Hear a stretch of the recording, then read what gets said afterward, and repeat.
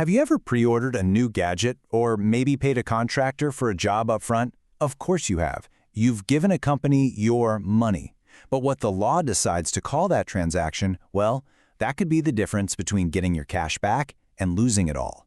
So today, we're going to unpack the super important concept of a company deposit. Seriously, just think about that for a second. Whether you call it an advance, a security bond, or just a simple loan, you're handing over your hard-earned cash. But what the law calls it, oh, that changes everything. And it really matters when it comes to keeping your money safe. So, to really get why this one little label is such a big deal, we need to zoom out a bit. We gotta look at the basic give and take between companies and, well, all of us. It's a pretty simple trade-off, right? Companies need cash to run, to innovate, to grow.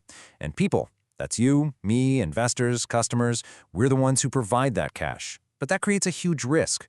What happens if that company goes belly up? What happens to the money from just regular, ordinary people? That's the core problem the law is desperately trying to solve. And right here, this quote, this is basically the mission statement. The whole point of these regulations isn't to make life difficult for businesses. Nope, it's for one simple reason, to protect the precious savings of the public. That one idea, that protective instinct, is the key to understanding everything else we're about to talk about. All right, so how does the law actually offer this protection? It does it by creating this special, highly regulated category of money called a deposit. So let's dive in and see what that actually means. Okay, at first glance, the official definition from the Companies Act seems crazy broad. Any receipt of money in any other form. I mean, that sounds like it could be literally anything. And you know what? That's on purpose.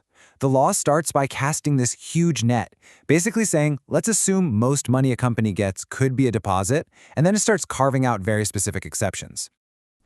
So, to get a little more specific, a true deposit has some key features. It's not just a payment for a coffee.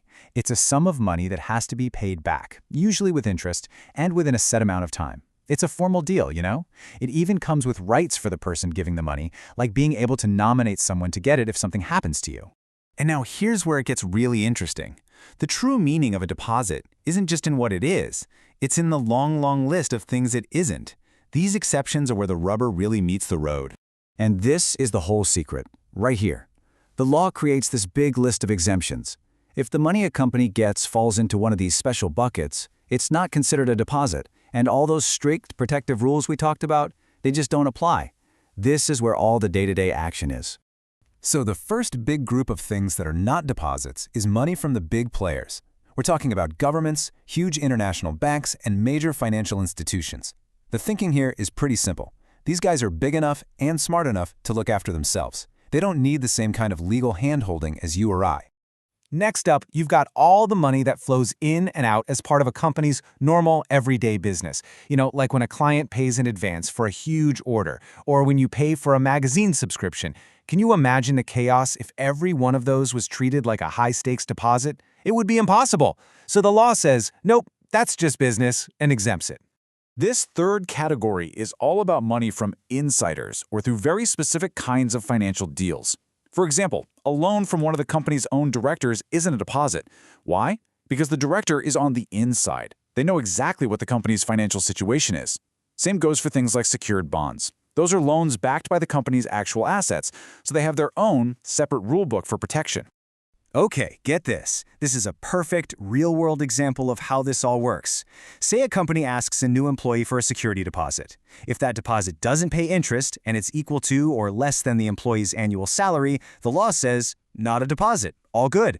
But if the company asks for even one single rupee more than that annual salary, bam, the entire amount instantly transforms into a legal deposit and all those heavy-duty protection rules kick in.